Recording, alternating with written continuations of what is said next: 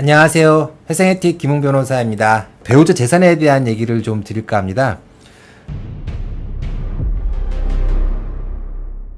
지금 이제 수원회생법원 생기고 부산회생법원 생기고 많은 분들이 궁금해 하시는 게 이제 막 생긴 회생법원들도 서울회생법원처럼 채무자한테 좀 유리한 방향으로 업무를 하냐 질문이 많이 들었었어요. 시간이 좀 걸릴 거다. 서울회생법원 하려면 그랬는데 반갑게도 지금 수원회생법원에서 이 배우자 재산에 관해서는 서울회생법원과 동일하게 처리하겠다는 그런 실무준칙을 만들었습니다. 그래서 오늘은 수원회생법원의 그 실무준칙을 소개하면서 그 배우자 재산에 대한 얘기를 좀 드릴까 합니다. 이 서울회생법원이나 이제 수원회생법원을 빼놓고는 기본적으로 이 배우자 명의의 재산은 2분의 1 평상가치에 반영하라는 이제 보존 공고가 무조건 나옵니다.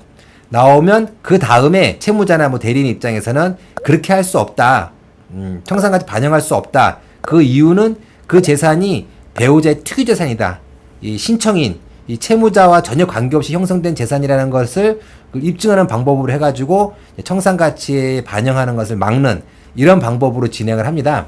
그 방법이 좀 힘들어요. 그런 것들이. 서울회생법원과 수원회생법원의 그 규칙을 좀 알면 지방법원에서 배우자 재산을 청산가치에 반영하라고 할 때 어떻게 방어해야 되는가 그 시사점을 받을 수가 있어요. 어떤 경우에 서울회생법원과 수원회생법원은 배우자 재산을 청산가치에 반영하는지 그걸 알려드리도록 하겠습니다. 결국은 배우자 명의 같은 경우에 이제 그 제2조 2조 1항 제1호의 내용인데요.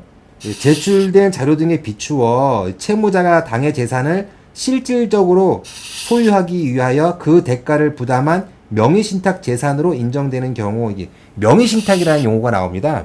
부부간 명의신탁은 원래는 유효해요. 그러니까 원래 김웅이 내 돈으로 부동산을 샀어요. 사가지고 배우자 이름으로 명의신탁을 해놓는 거예요.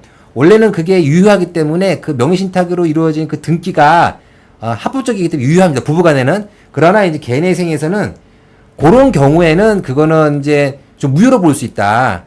배우자 명의로 되어 있지만 그 재산은 기문재산이라 이렇게 볼 수 있다는 거. 그런 경우에는 청산가치에 반영해야 된다.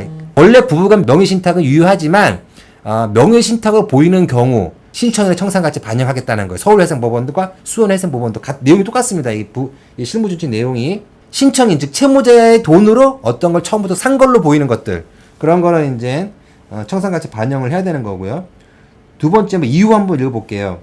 채무자가 배우자에게 당해 재산을 처분한 행위에 관하여 부인권 성립 및 행사 요건이 충족되는 경우 요건 뭐냐면은 내 이름으로 돼 있던 거를 개인회생 신청하기 전에 배우자 명의로 바꾸는 거예요.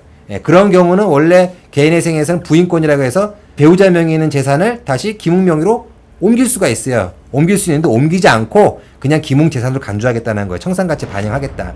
이렇게 두 가지 경우에서는 서울회생법원도 신청인의 청산가치 반영을 하는데 지방 같은 경우에는 무조건 반영하라고 나오는 거고 신청인이 두 가지 경우에 해당하지 않다. 현재 배우자 명의로 되어 있는 재산에 대해서는 전혀 신청인의 노력이라든지 재산이 들어가지 않았다라는 거를 먼저 우리가 입증을 해야 되는 거예요. 근데 서울회생법원과 수원회생법원에는 법원에서 입증해라 라고 할 때만 그때만 입증하면 되는 그 차이가 있는 거예요. 그 차이가 있기 때문에 웬만한 경우에는 그러니까 배우자 재산을 소명해야 되는 일이 잘 발생하지 않지만 신청인의 그 노력이나 재산이 반영된 그런 재산 같은 경우에는 서울이나 지방법원도 회생법원이 아닌 일반 지방법원도 다 청산가치에 반영한다는 겁니다.